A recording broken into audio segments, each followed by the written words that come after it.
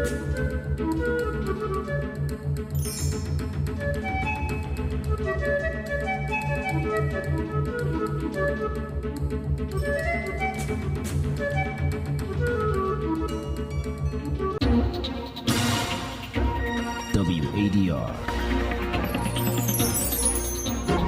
promoting dialogue. It's midday in Dakar and 1 p.m. in Cotonou. Good afternoon and many thanks for staying tuned to West Africa Democracy Radio, broadcasting on 94.9 FM and around the world on WADR.org. Welcome to Newslink, and here are the top stories. ECOWAS holds emergency summit to discuss political situations in Senegal, Mali, Niger and Burkina Faso. Guinea's transitional authorities admit mobile internet disruption and radio station shutdown following rising concerns. Burkina Faso transitional government affirms exit from ECOWAS, citing Article 91 of the Regional Bloc Treaty.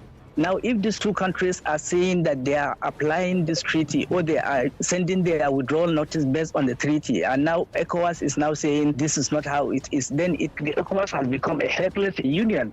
And fishing communities in Liberia voice discontent over increased taxes by National Fisheries Authority. Please stay tuned for details of these stories and more. Here is a more edit with Newslink. Many thanks for joining us and a warm welcome to our listeners in the Gambia, Ghana and Liberia. Well, let's begin in Senegal, where President Macky Sall has reiterated his determination to continue the dialogue with all political actors and the driving forces of the nation with a view to strengthening the country's democracy through a transparent, free and inclusive electoral process. The president stated this at the Council of Ministers meeting on Wednesday. The head of state also renewed his confidence in Prime Minister Amadou Ba, and all ministers and asked the government to take all the necessary measures for the organization and the best conditions of the presidential election on the new date fixed. President elected and re-elected in 2012 and 2019 reaffirmed his desire not to run in this election, a promise he made last July. Meanwhile, about a dozen opposition leaders have joined forces to challenge the postponement of the presidential election. During a press briefing held in the capital Dakar on Wednesday, several endorsed candidates outlined their intention to submit a petition to the Supreme Court condemning the postponement as an institutional coup. As Ogebierica reports, civil society representatives perceive this move as an attack on Senegal's democratic tradition, which has witnessed 4 predominantly peaceful transfers of power through the ballot box since gaining independence from France in 1960. Opposition candidates have condemned what they perceive as an exertion of force by President Macky Sall, the plan to appeal to the Constitutional Council, and are urging both the domestic population and the international community to support their cause. Sheikh Tijan Yum of the PUR party is among those leading the charge. The collective of opposition candidates demands respect for the electoral process. They ask the Constitutional Council to take responsibility for restoring the constitutional order. They also ask all the living forces of the nation to come and join the fight, because the fight is not theirs. It is the fight of all Senegalese. They also ask all the chancelleries present on the national territory to take a very clear position. Currently, the opposition aims to address the situation through legal means. 6 candidates have already filed appeals with the Constitutional Council and the Supreme Court contesting the election postponement. As additional applications are anticipated, Senegalese political analyst Mamadou Sy Albert suggests that for the opposition to stand a chance against Macky Sall, unity is paramount. What do you think about the EU's decision to ban the election? I think they are aware that unity can strengthen the ranks of the opposition. It can also better connect the candidates to the voters, and it's the best way to put pressure on the head of state, Macky Sall. If they are united, they claim a common tolerance to all voters. In the National Assembly, opposition deputies expelled by the police before voting on the proposed law are in the process of drafting an appeal. They argue that the passed bill is unconstitutional. However, details on the time frame for the Constitutional Council's decision are not yet available. Ogubiarika reporting there. The Economic Community of West African States, ECOWAS, is meeting urgently today to examine the political crisis in Senegal and the issues of Mali, Niger, and Burkina Faso, three countries which recently announced their decision to withdraw from the authorities of the sub-regional organization. ECOWAS Mediation and Security Council announced that foreign ministers would meet in Abuja, the capital of Nigeria, to discuss current security and political problems in the region. David Vincent has the details. After the postponement of the Senegalese presidential election, ECOWAS urged Dakar to respect its initial electoral calendar, but it is facing more criticism, which calls into question its influence on its member states. Senegal is going through an acute political crisis triggered by the postponement of the February 25 presidential election by President Macky Sall on Saturday, raising concerns about the repercussions in the region. In a swift reaction, ECOWAS invited Senegal to urgently take the necessary measures to restore the electoral calendar. Reports the same media adding that one of the powers available to the bloc is to impose economic sanctions, as it did so against Mali and Niger following recent coups. The regional bloc warned against the breakdown of the provisions of the Senegalese constitution amid the ongoing political crisis in the country over its presidential election. At the end of January, the two countries, as well as Burkina Faso, already suspended from ECOWAS, announced their withdrawal from the West African organization before declaring on Wednesday that they are intended to leave immediately and not in a year stipulated by the ECOWAS protocol. David Vincent filed that report while still on the Senegalese political situation. Now the Gambian civil society is calling on the regional bloc ECOWAS and the African Union to safeguard democracy in Senegal and the broader Senegambia region. In a press release issued on Wednesday, the organization lamented that if ECOWAS and the AU had actively monitored the situation in Senegal in recent years and engaged with the government, the current crisis could have been averted. The statement specifically calls on the heads of state and the Commission of ECOWAS to ensure that nothing undermines constitutionalism in Senegal. Highlighting the prevalence of military coups and armed conflicts in the region, the statement emphasizes the need for concerted efforts to prevent Senegal from experiencing an unconstitutional change of government or civil strife. It concluded by noting that before these recent events, Senegal stood as a prominent symbol of democracy and hope not only for the sub-region, but for the entire continent.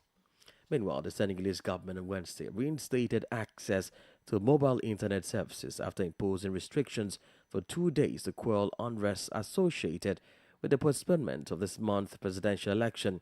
Access to mobile internet had been temporarily suspended since Sunday night following President Macky Sall's decision to reschedule the February 25 polls to December 15, which had sparked protests in the capital city Dakar. Abdullahi Hassan completes the story. After a chaotic parliamentary session, lawmakers on Monday voted to hold the election on December 15, provoking a backlash from the opposition. Civil society organizations in the country said the unprecedented postponement has undermined Senegal's reputation for democratic stability in a region that has seen a string of military takeovers in recent years and constitutional maneuvers to extend presidential terms. Demonstrations in the capital, Dakar, against the vote on Sunday and Monday were fairly small and dispersed by riot police with tear gas. The Senegalese head of state, Macky Sall, said he delayed the vote due to a dispute over the candidate list and alleged corruption within the constitutional body that handled the process. He has called for a national dialogue, including civil society groups, to ensure the delayed elections is free and fair. But Forum Civil, the Senegalese arm of Transparency International, said it had refused the invitation to talks in protest at the election delay. The F24 platform, a large group of civil society organizations behind past demonstrations, and the opposition presidential candidate Khalifa Sall, a former mayor of Dakar, have called the delay an institutional coup. The regional bloc, ECOWAS, on Tuesday urged Senegalese politicians to take urgent steps to re-establish an electoral calendar in line with the constitution. Abdullah Hassan reporting there.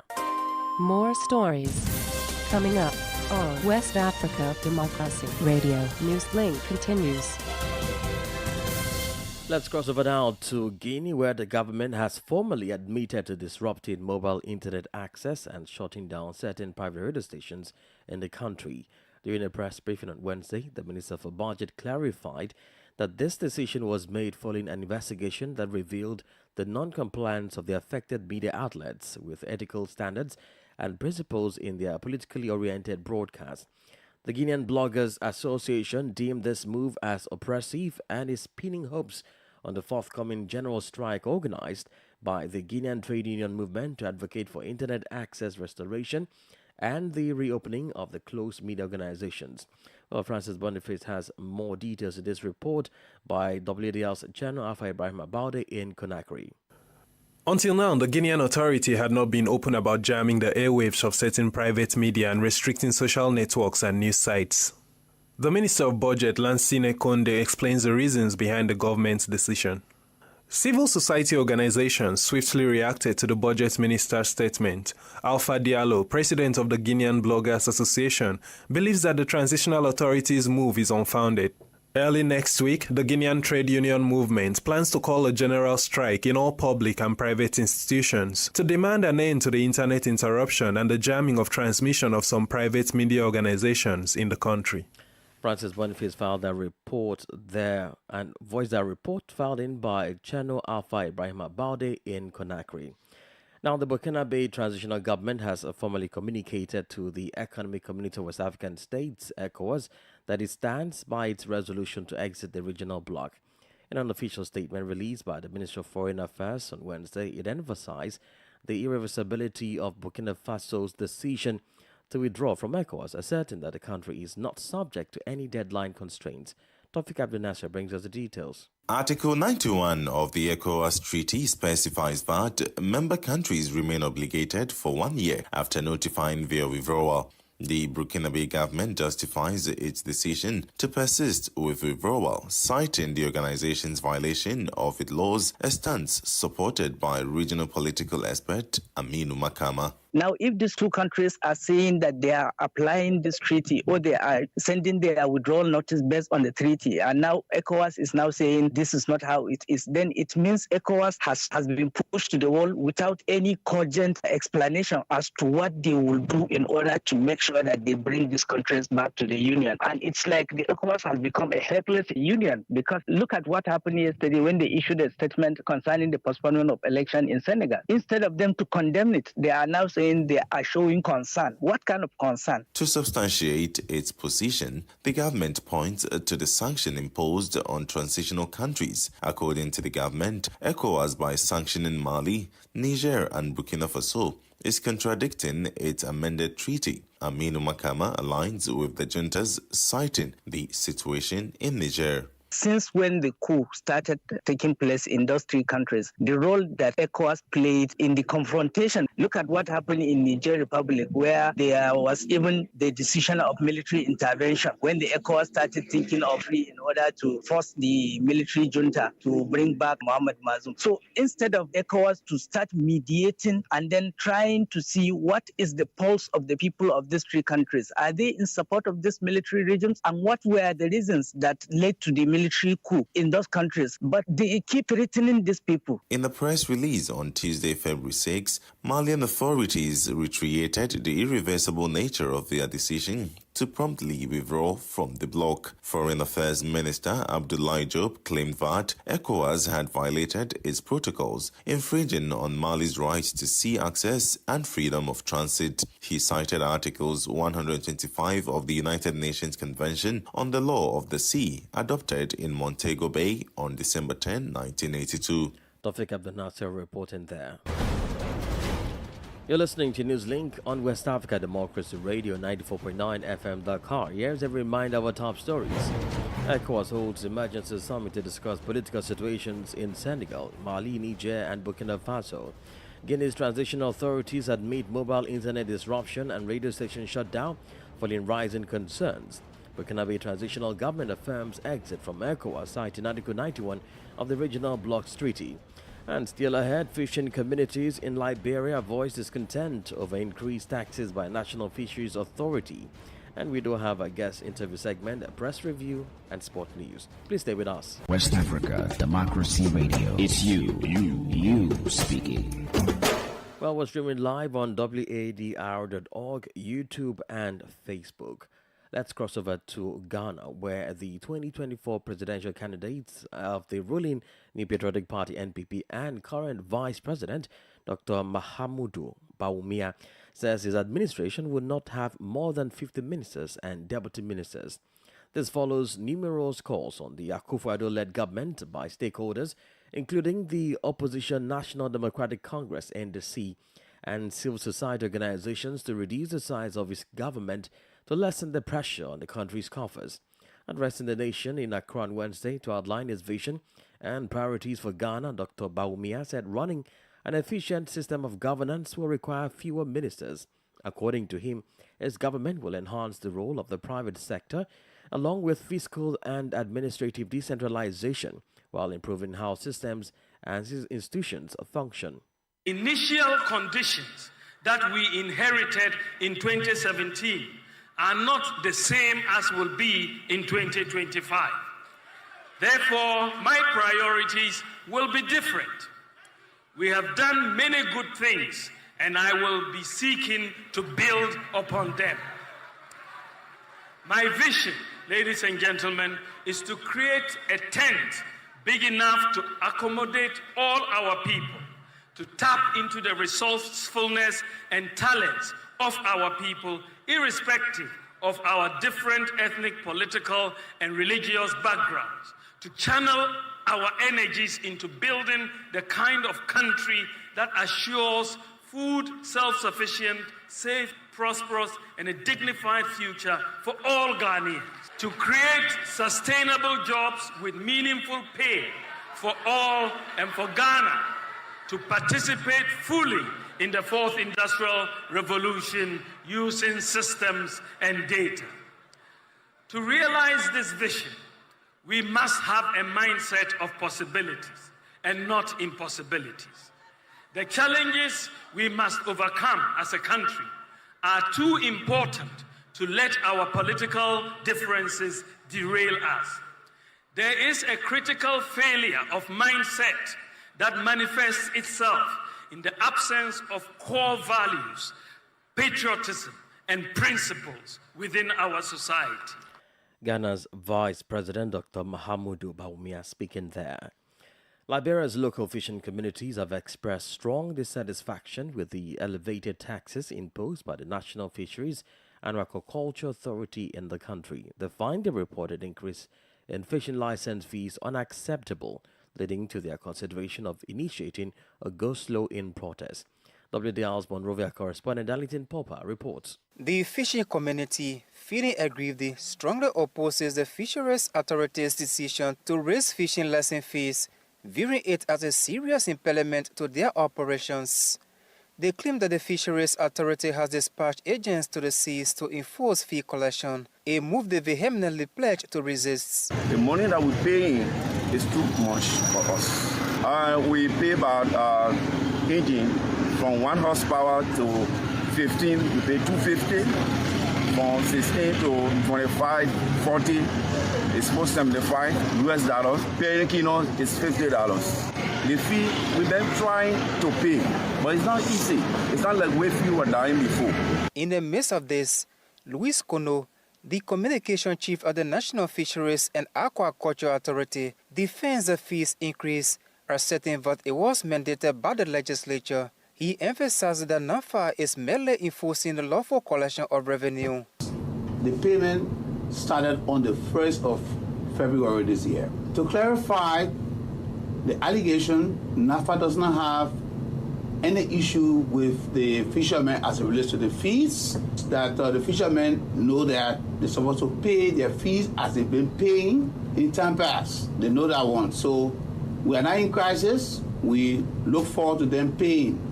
There was no time that we had issue with the fishermen this year that they're not supposed to pay their fees. We did not tell them that announcement. Facing potential work slowdowns from the local fishing community, Moserado County Representative Emmanuel Dan assessed that the legislature will step in to to guarantee the proper resolution of the matter in the best interest of the fishing community. Initially, they paid 10,000 Liberian dollars for a 40 horsepower canoe. And NAFA has increased that from 10,000 Liberian dollars to 475 United States dollars. What they were paying for 15 power horse canoe, 5,000 Liberian dollars has been increased to 250 United States dollars. The thing, equipment is too high for them. Their children are being put out of school. They cannot survive according to them. They pack the canoe. Our objective is to just make sure we find the best way out of it. Currently, the local fishermen are issuing a warning that they will withdraw all their fishing boats from the waters unless the government guarantees to reduce the fishing lesson fees. For Newslink on West Africa Democracy Radio, I'm Darlington Pogba in Monrovia.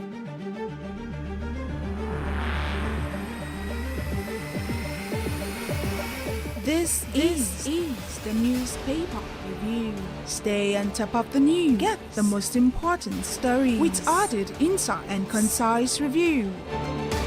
This is the newspaper review. Well, we head back to Accra now as we join Nadede Tete for the press review. Greetings from Accra. Let's find out what the dailies are reporting today. We'll start off with the Ghanaian Times newspaper. On the front page, major news. Government suspends 15% VAT on electricity. Organized Labour, the Trade Union Congress of Ghana, had served notice that it was going to embark on a massive demonstration on the 13th of February if governments did not withdraw the 15% VAT on electricity. They have said that it's non-negotiable. They want it completely withdrawn. Now, we wait to see what their reaction will be to this latest news coming in from government. It has suspended the planned implementation of the 15% VAT on electricity to make way for further engagement and consultation. Other stories on the front page of the Ghanaian Times newspaper. Public Accounts Committee orders 2 NIA management staff members to refund 98,760 cedis SNIT penalty. Also here on the front page, businessman remanded over $27,000 visa fraud, forging KMA letters. And the final headline here, improve road safety to prevent accidents in Basa and Damba. Residents appeal to the National Road Safety Authority. To the Daily Graphic now, front page, government suspends VAT on electricity and minister tasks Central Region MMDCEs to ensure peaceful elections. Other stories here. 2024 elections reinstate indelible ink on electoral process. Parliament leadership urges Electoral Commission. Also on the front page of the Daily Graphic, book on Otumfuo Se Ajiman Prempe II launched. Final headline here, Bawumia unveils next chapter vision. He's going to focus on private sector to power projects, and then e-levy will be abolished. Dr. Mahmoud Bawumia is the vice president and the flag bearer of the governing NPP. Now to the Daily Guide newspaper. Front page, I'll reduce ministers and deputies to 50. That's according to the vice president and flag bearer of the NPP. He also says e-levy to go, new flat tax regime to be introduced, and golden age for private sector. And that'll be it for the newspaper review segment for today. All the way from Accra. Thank you for your company. It's back to you in the studio. My name is Nadede Tete. Politics, analysis on major news, social matters, and all. This is A Guest. Our guest this afternoon is Paul Osei Kufo, the coordinator of West Africa Democracy Solidarity Network, WADEMOS. He speaks to WADR via cellular call on the political situation in Senegal and the emergency summit of ECOWAS ongoing in Abuja. So we are expecting that in the case of any eventuality, which the ECOWAS protocol makes provision for, that 6 months to an election, there should not be any major alteration of the electoral calendar. But if so be it that it happens that there should be adjustment to the electoral calendar, all the major stakeholders involved should be engaged to be able to take a very easy that reflects the entire perspective and views of the majority of people represented by their stakeholders. So we think that the decision unilaterally taken should be withdrawn. Parliament should allow the political dialogue process to determine the duration of the election. We believe that Macky Sall at this stage has reversed the electoral calendar to the extent that it may be difficult to hold the elections in the next few days left for his tenure to end in April.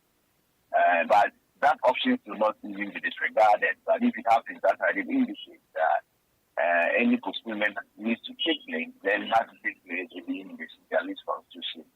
And therefore has put upon on democracy. Do you think ECOWAS failed to see the sign of this election postponement a month back, as CSOs are saying this is a late call by the regional bloc? I think it's a yes-no, because the yes being that ECOWAS early warning systems needs to be improved. There is that admission and popular consensus. I believe even within ECOWAS that it has to improve its early warning response mechanism so that it is able to detect some of these early signs of deterioration a bit early enough so that the response will be swift and timely. Where I will not want to also lay too much blame on ECOWAS is the fact that all the institutions were functioning. In the case of Senegal, there was no problem at all for Macky Sall to tread this dangerous ground. The Constitutional Council has the overriding power to assess sponsorships, and the Constitutional Council has done that and determined those who are qualified. If people feel aggrieved, and we believe that there must be equity and fair play, if people feel aggrieved, people are the necessary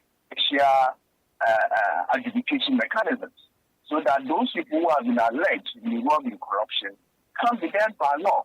Macky Sall has no role in reversing the electoral calendar in all these affairs. So are you saying that should there be progress in future, and Macky Sall is not happy with the decision of the Constitutional Court, Newslink should explore or use his powers to call off the elections again?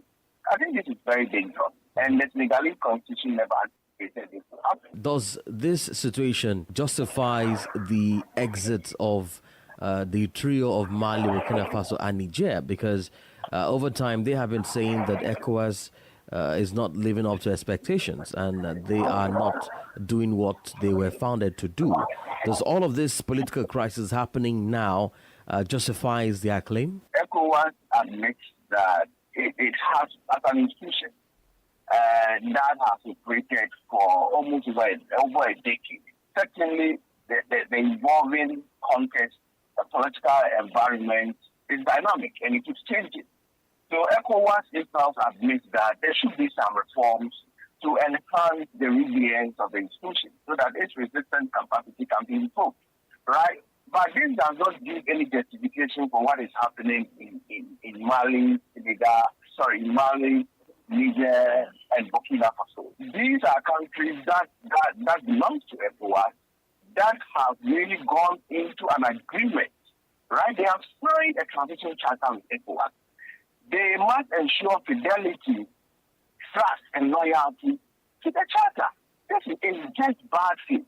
When they decide to blame ECOWAS, that ECOWAS has not been too much consistent in terms of how it has managed political transitions in the region. But this is a very complex, difficult situation that ECOWAS finds itself. And as I said, ECOWAS will be the first organization to admit that they've been challenging. Boluse Kufo is the coordinator of West Africa Democracy Solidarity Network, WADEMOS. He was speaking to us via a cellular call. And in sport brief, substitute Kelechi Iheanacho scored to give Nigeria a 4-2 penalty shootout victory over South Africa in a thrilling first semi-final of the AFCON 2023 in Abidjan on Wednesday. The match finished 1-1 after extra time, with regular time goals also coming from penalties. A few minutes later, Sebastian Haller struck the winner as the Elephants of Cote d'Ivoire kept their dream of lifting their first AFCON title on home soil alive after a 1-0 victory over DRC in a keenly contested semi-final. Cote d'Ivoire, who were an inch away from being eliminated in the group stage, and now one step from being crowned kings of the continent for a third time. The 2023 AFCON hosts will now meet the Super Eagles of Nigeria in Sunday's grand finale in Abidjan. And we've come to the end of this edition of Newslink from West Africa Democracy Radio, broadcasting from Dakar, Senegal. Thank you for listening, and many thanks to Mustafa Sek and Maudu Juve for the technical assistance. Let's continue the conversation on our social media platforms, X, formerly Twitter, Instagram, at WADR News. I am Imo Edet. Good afternoon. And many thanks to you for listening to Newslink via Hot 104.3 FM, New Me FM 94.0.